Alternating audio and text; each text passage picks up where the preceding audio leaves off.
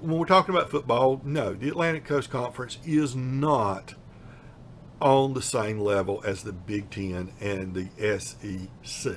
Nobody should be saying they are. No other conference is either. Those two conferences are up here and everybody else is somewhere down here. That's reality. Hey, we can't all be first in our class, folks. Can't all be the valedictorian and the SUA, whatever. Okay? Uh, but per school payouts, uh, when we're talking about, the deal, is it Southeastern or the Big Ten have, when people start talking about what their per school payout is, all these numbers get intermingled. And sometimes people are just talking about the contracts with for the Big Ten, Fox, NBC, CBS, or with the SEC or the ACC, ESPN, or what have you. Other times people are including the networks each of those conferences have, or they are including, are they including tier 3, tier 2, tier 1, are they including payouts for playoffs, for the basketball tournaments, the NCAA tournament in basketball, which pays out a lot? Are they including bowl payouts when they're talking about per team? So sometimes you can't trust the numbers people throw out there because, sometimes we're confusing apples with oranges. Okay. Yes, the ACC ESPN contract is not lucrative, but it does incrementally go up based on different plateaus that are reached, so and different time frames. So it's not stagnant. So when we're talking the ACC, 32, 35 million per team now, or the last couple of years, that's not a stagnant number. It goes up over time. It increases. Okay. Of course, the big Power 2 contracts go up, and the Big 12 contract goes up once they sign theirs, so on and so forth. But just bear that in mind. Also, something people fail to note in here, this long-term contract that the ACC signed with ESPN has look-ins.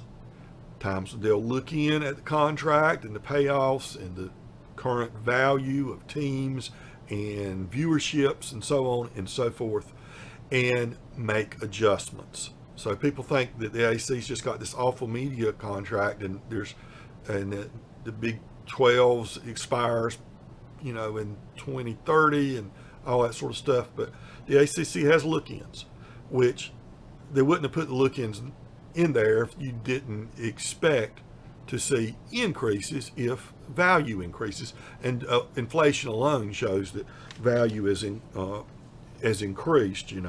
So you got look-ins in 2026 and 2030 on this contract that ends in 2036. Okay. Again, we spoke about the ACC network. It is profitable and it is making more money. The Comcast, Xfinity households that it's going to be in this year and going forward, will be a boost to those payouts. As I mentioned earlier, the Raycom Tier 2 or Tier 3 contract ends in a couple of years, and it may be 27. It may be a little, I don't remember the exact year, but it ends in 2 or 3 years, maybe 4 years. And that's going to increase the payout for ACC schools. Then you can't leave out bowl money. Okay. And the ACC has multiple contracts. I think we usually put about 8 schools in bowls.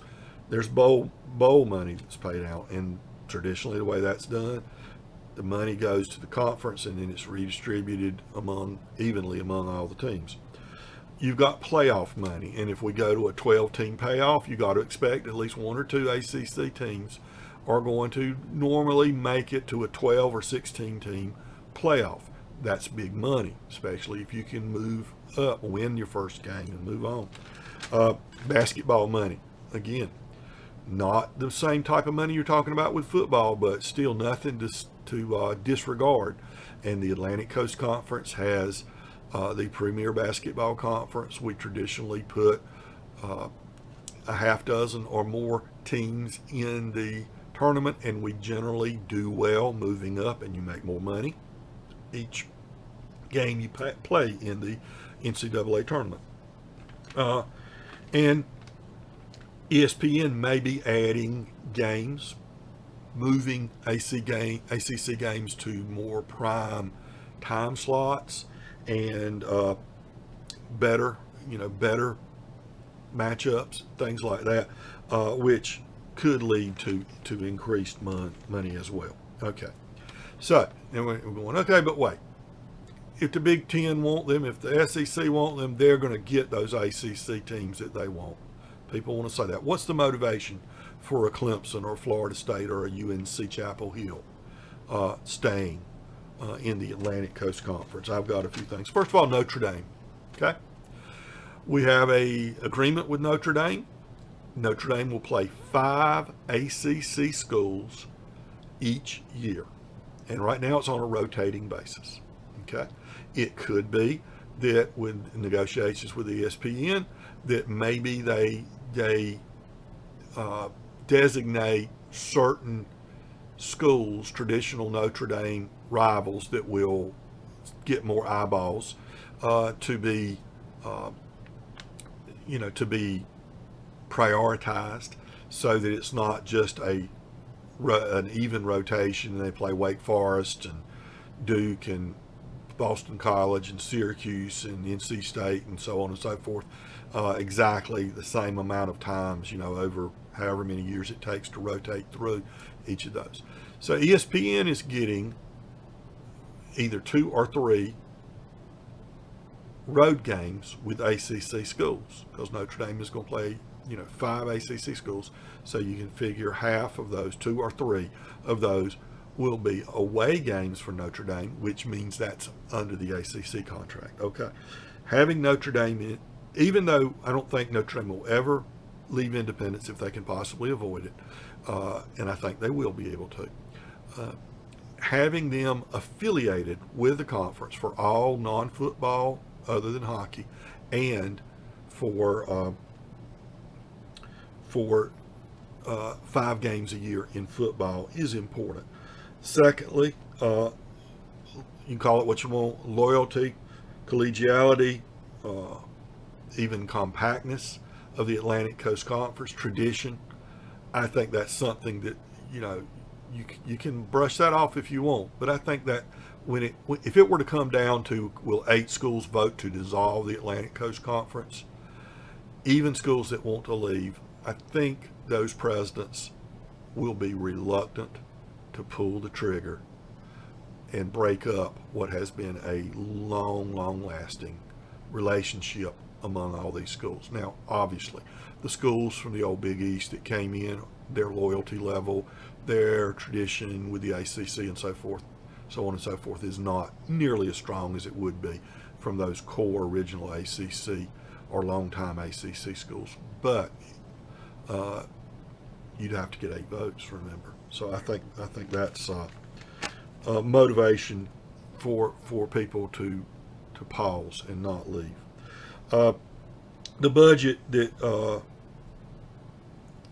having a budget for the athletic department that is competitive with the Power 2 conferences, not on a par with, you're not going to get the same money, but is competitive, that enables your football programs to stand toe to toe with those programs and give as good as they get from those schools.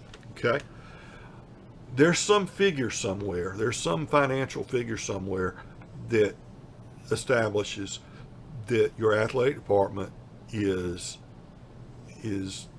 where they need to be financially to do that. What is that point? We don't know. Is it 45 million per school? Is it 65 million per school? I don't know. But there's a point of diminished returns. Okay. a point of diminished returns where you don't go dollar for dollar in an increase in value. Those dollars become less and less valuable as you get beyond what it takes to run a competitive program. And I'm including there having money to properly and sufficiently fund your non-revenue school sports as well. I'm not forgetting that. But there's a point somewhere, maybe it's $50 million a year per school to stay on that level. Maybe it's more, maybe it's 65 or 75 million. I don't know. But it's there somewhere. Remember, once you get beyond that threshold, what do you spend your money on? You can only remodel your locker rooms so often. You can only hire so many people until you become, it becomes a hindrance rather than a help, I guess you'd say. I mean, you can have an assistant to the social media coordinator, but do you need an assistant to the assistant to the assistant of the social media coordinator? You can have somebody whose job is to wash all the uniforms and all the towels, but do you need 5 guys to do that, or do you need 2? You need somebody to drive the gator, but do you need a substitute gator driver designated there on your program? How many lazy rivers do you need in your complex? And with the name, image, and likeness, and in effect, how much having all these overdoing it extras at your facility is going to affect that player going to a particular school. Lazy River might be nice, but if you're going to be a star at another school in another conference, and you're going to pull in money from your likeness, promoting whatever products, tennis shoes, or the local deli or whatever, you're going to get to the point where maybe you don't need to be at Ohio State. You don't need to be at Michigan. You don't need to be at Auburn or Florida, because if you're at one of those schools, maybe you're the second string linebacker, and you don't get those opportunities. But if you're at Wake Forest, if you're at Boston College, and you're in big markets, if you're at Pittsburgh, then you're the starter, and you're the starter for 3 years, and you get to make money off of your endorsements there that you wouldn't have made at one of the premier top of the line schools. Just something to think about. Now, the law of law of diminished returns we talked about. Diminished branding is what I also want to mention. Now, schools leaving the ACC, first name that pops into everybody's head is Clemson. Okay. Yeah. We can see a good argument for Clemson leaving. But let's think about why Clemson might not be an advantage if they were to leave for let's say the SEC, the most likely destination if they were to leave. All right. Clemson's brand is based on their performance on the field. They can beat Alabama. How many other schools can say that? Not many. They can win national championships. Okay. Generally speaking, Clemson might get upset once in conference a year, maybe. And they might lose, say, a game against Georgia, but they just as well might win that one game against Georgia or another, top school that on any particular year. They're going to tend to, if they can maintain where they are, they're going to tend to go undefeated or only lose one or maybe 2 games in a season. They had a bad year last year, and they only lost 3 games. So in staying in the ACC, the likelihood of them making it to a playoff, be it 4, 8, 12, 16, is much greater than them going to the SEC and instead of, losing 1 or 2 games in conference a year, they end up losing 4 games or 3 games. Would Clemson be able to stay up there with Alabama and, depending on the year, Georgia and LSU? Or would they tend to be more like, LSU's been that way of late, and Auburn has had some really good teams and then down. Or would they be more likely to win, go 8-4 or 9-3 instead of 10-2 or 11-1 or 12-0? Your brand might be diminishing if you were to jump. The path to the national championship would be easier in the Atlantic Coast Conference than it would be in the SEC. So are you going to be the top dog where you are, or would you rather be just below the top dog in another conference, or sometimes the top dog and sometimes just kind of in the general mix? Okay. What about Florida State, Miami, Virginia Tech too? Okay. Prominent schools that have been down in recent years. They need to build their brand back up. They still have the brand appeal. People still watch their football games, but how much longer are people going to, across the country? How much longer are they going to tune in to a Florida State or a Miami or a Virginia Tech game if they continue to have mediocre seasons? Okay. Where are you more likely to be able to build back up to be competing with a team like Clemson for a conference title? The Atlantic Coast Conference or the SEC or the Big Ten? Okay. I don't think I have to say too much about that. And each year they get further and further away from their glory years. That brand appeal diminishes a little bit.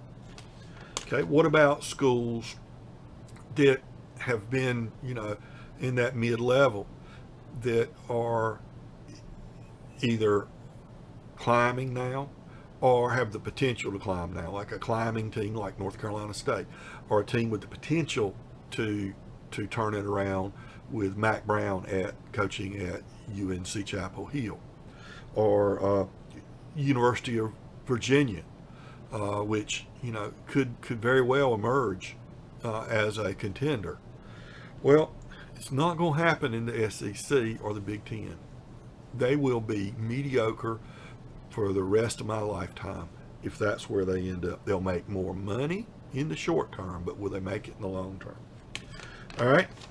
Another point that I don't think people consider, because people say, well, they're going to pick the ACC apart, whether it's now, or if they can't get out of the grant of rights, they'll get out of it later in 2030, or they'll get out of it when the grant of rights is over and the ACC is gone. You cannot predict the future that well, okay?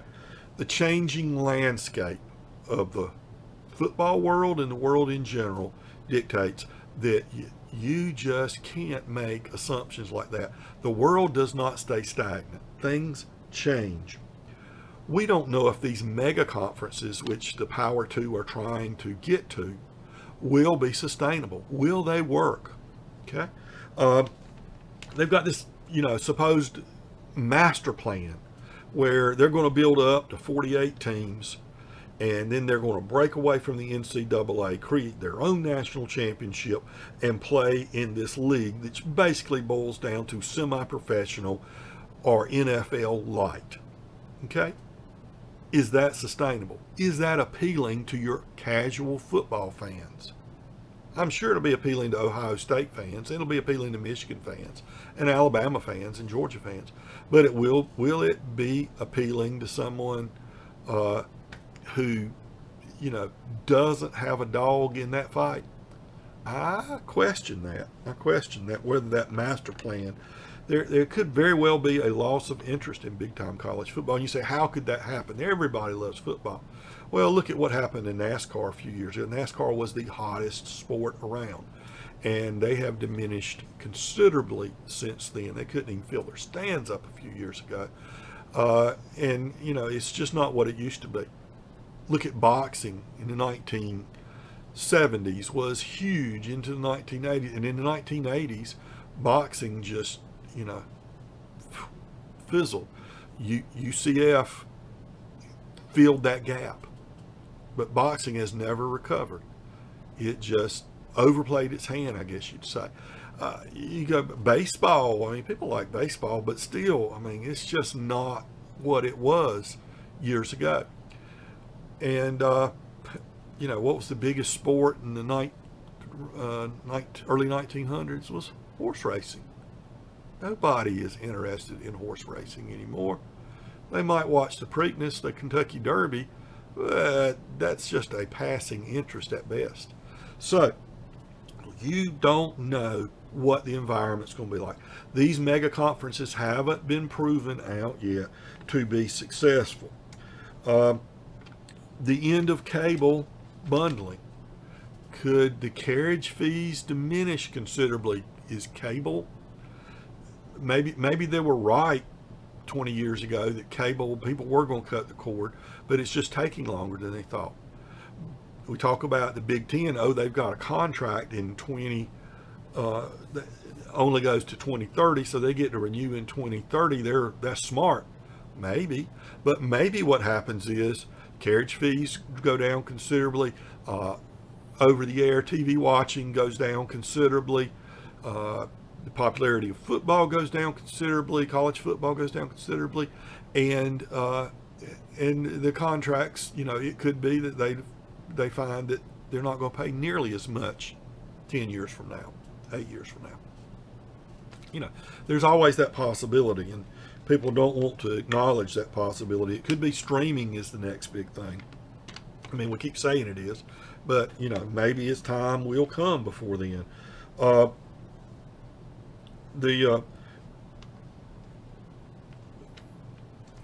It could be that everybody's overpaying right now with these current contracts that they're coming up with. And I'll speak on the changing landscape. One last point. Remember, people, if you want to make God laugh, make a plan. Make a plan. You'll give him a good chuckle, him or her, I guess, a good chuckle. So, the reports of the Atlantic Coast Conference death have been greatly exaggerated. I think the Atlantic Coast Conference is going to be solid for the next decade and possibly beyond. We don't know what the future holds, but I think we're going to be all right. Remember the old proverb about the tortoise and the hare. Maybe the ACC's the tortoise. Okay, maybe these other conferences are the hare. And maybe by the time we get to the finish line, the hare is going to be asleep off to the side and the tortoise just keeps moving forward. Might not make the fast buck, but maybe they'll make the slow, steady buck. I'll just finally, the grass isn't always greener on the other side. That's a good life lesson for all of us to bear in mind when we talk about this. And finally, I'll conclude by reminding everybody to be kind to your neighbor, because we're all neighbors.